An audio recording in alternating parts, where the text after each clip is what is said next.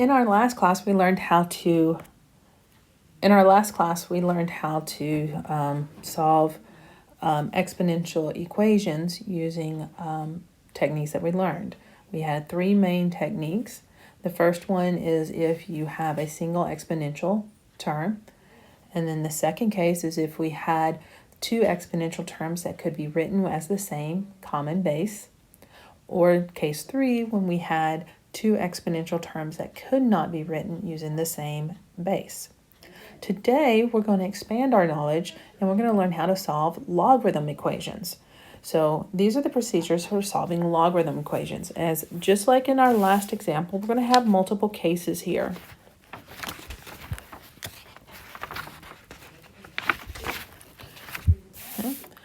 Our first case is that the guidelines for solving logarithm equations if there's only one logarithmic term. So if we have a single logarithmic term, this is the procedure that you will use. Step 1, you're going to isolate the logarithm term. So just like with the exponential, we had to get the exponential term by itself. That's our first step here. Get the logarithm term on the side by itself.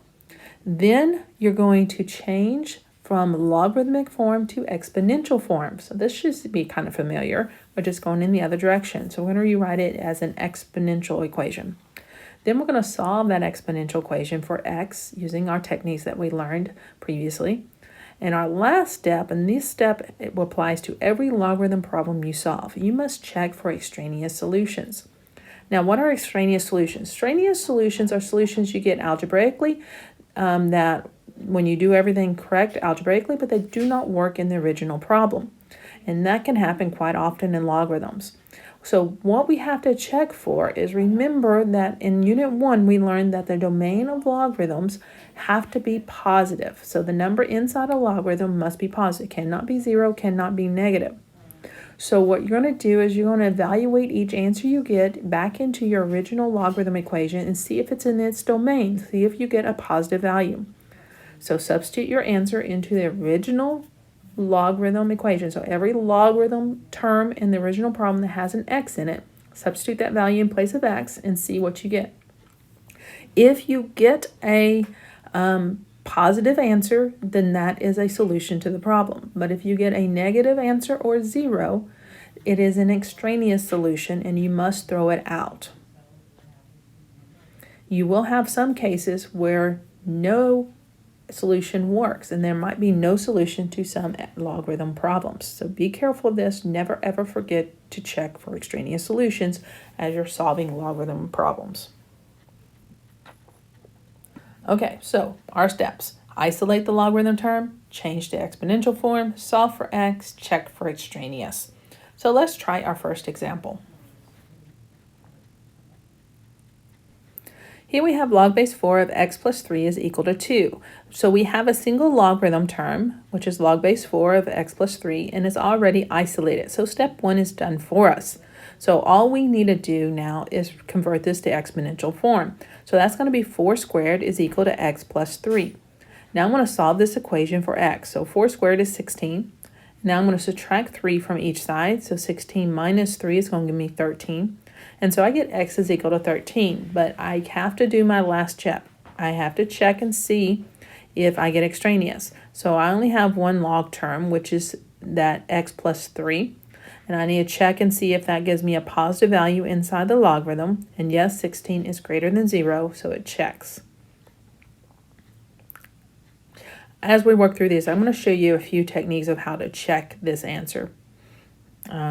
One other way, you can just take what's inside the logarithm, x plus 3, and say, okay, is that greater than 0? And then replace x with 13, and you get 16, which is greater than 0. Check. I tend to do the second technique because it's a little bit less writing. You get to pick which one you want. All right, so we have not isolated the logarithm term, so we need to first divide each side by 3. And so I get the natural log of 2x is equal to 4. Now I need to convert this to exponential form. Remember, the natural log has base e, so that's e to the 4th equals 2 to the x. Divide each side by 2 to get x is equal to e to the 4th divided by 2. Now to check our answer to see if it works, I need to figure out if 2x is greater than 0 when x is equal to e to the fourth over 2. Now, e is, remember, is a number like pi, is 2.81 something, and so that to the fourth is going to be giving me a positive value, so yes, it works out. Okay, I'm going to do one more with you. So here I need to isolate my logarithm term, so I'm going to add 2 to each side. Then convert this to exponential form, so as 2 to the 7th is equal to x plus 1. 2 to the 7th is 128. And then isolating the x by subtracting the 1 from each side, I get x is equal to 127. Now to check this, I get x plus 1, is that greater than 0? Yes, because 128 is greater than 0. So I can box in this as part of my answers. Okay, you try the next one. All right, we need to isolate our logarithm term, so I'm going to start by subtracting 15 from each side of the problem to get negative 13. Negative 12.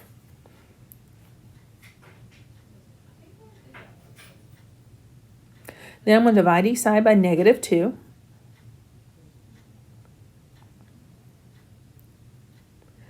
And now I'm going to convert to exponential form, so that's going to be 4 to the 6 is equal to 28x plus 8. And then getting the x by itself, first I need to figure out what 4 to the 6th power is, which is 4,096 minus 8, which is 4,088. Divide that by 28, and x is equal to 146. I need to check and see if I have extraneous solution. So I need to know if 28x plus 8 is greater than 0 when x is equal to 146. I worked that out, and yes, it's very obvious that this is going to be a positive answer. So I don't even have to actually come up with the value, but I do have to plug it in and check. So that's how you work our first technique when you're given a single logarithm. Our next technique has 6 steps, and this is when you have more than one logarithmic term.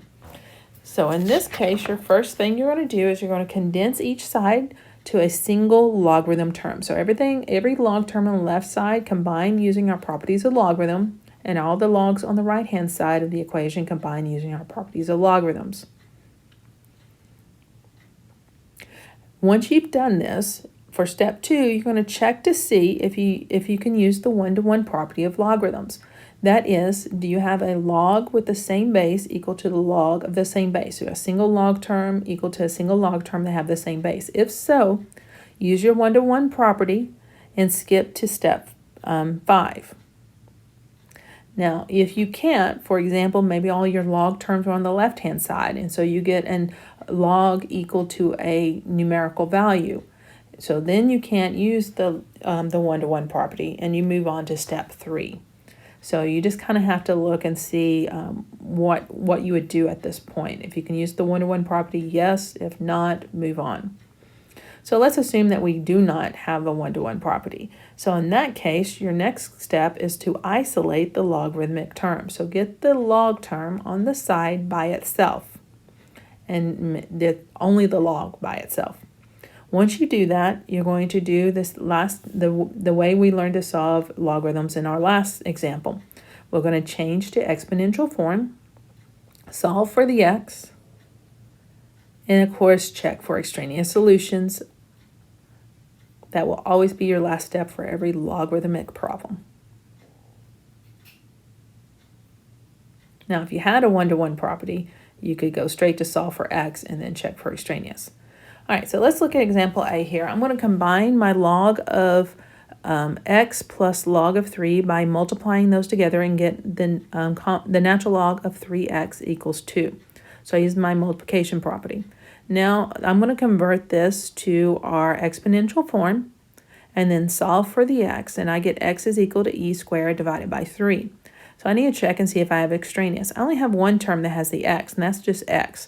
So I just need to check and make sure that e squared divided by 3 is positive, and it is, so that is my solution. Now for example B, I combine my two logarithms on the left-hand side by using my multiplication property and make that 6x.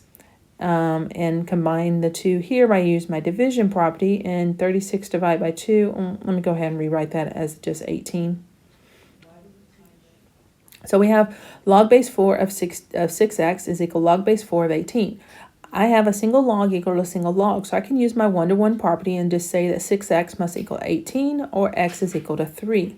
So I need to check for extraneous solution. My only log term that has an x is the 2 to the x. So as 2 times 3, which is equal to 6, is greater than 0, so that is a solution. There is no extraneous solution in this example. All right, now it's your turn to try a couple. Okay, start by A here. All right, on the left-hand side, I have two terms I can combine together, condense those using my properties of logarithms, and that becomes log of x times x minus 1 is equal to log of 4x. Now, that can be written as log of x squared minus x is equal to log of 4x. Now I can use the one-to-one property and set each of these equal to each other and get x squared minus x is equal to 4x. This is a quadratic, so in order to solve quadratics, remember you have to get it equal to 0. So I'm going to subtract 4x from each side, and then I'm going to factor this quadratic, and get x is equal to 0 and x is equal to 5. I have two solutions to check. Now notice in my original problem, every one of my log terms have x in it, so I have to check it in all of the terms this time. So I'm going to start by checking with the first term, x. Now remember, x must be greater than 0. So is 0 greater than 0? No, 0 is equal to 0. So right now I throw out that answer. It is an extraneous solution. Now I'm going to check my answer 5. Is 5 greater than 0? Yes. X minus 1, so if 5 minus 1, which is 4, greater than 0? Yes. 4 times x. Is 4 times 5 greater than 0? Yes, 20 is greater than 0. So my answer for this case is x equals 5. This is our first example of an extraneous solution in the problems that I've given you today. Okay, you try the last example. Again, I'm going to start the same way by using my property of logarithms, but this time the subtraction means I need to do division. So that becomes the natural log of x plus 2 divided by 4x plus 3 is equal to the natural log of 1 over x. Now I can use the one-to-one property and say x plus 2 divided by 4x plus 3 must equal 1 over x. Now remember, how do you solve a fraction equal to a fraction? The best way is something called cross multiplying. So I'm going to take x and times it by x plus 2, and that's going to equal to 1 times x squared plus 3. Distributing property, to get rid of the parentheses, gives me x squared plus 2x is equal to 4x plus 3. Now this is a quadratic, so to solve quadratic, I must get it equal to 0. So I'm going to move everything to the left-hand side by subtracting 4x from each side and then subtracting 3 from each side. Then I can see that this is a quadratic that will factor. It actually factors to x minus 3 times x plus 1. Using my zero product rule, I set each of those factors equal to 0 and solve each individual equation. I get x is equal to 3 and x is equal to negative 1. So I must check these. Again, I must check these in every logarithm statement that has an x in it. So I got to check it in all three. So let's start by checking x equals 3. So in my first one, I have x plus 2. 3 plus 2 is 5. Yes, 5 is greater than 0. It works in that one. But I have to check it in the next one. 4x plus 3. So that's 4 times 5.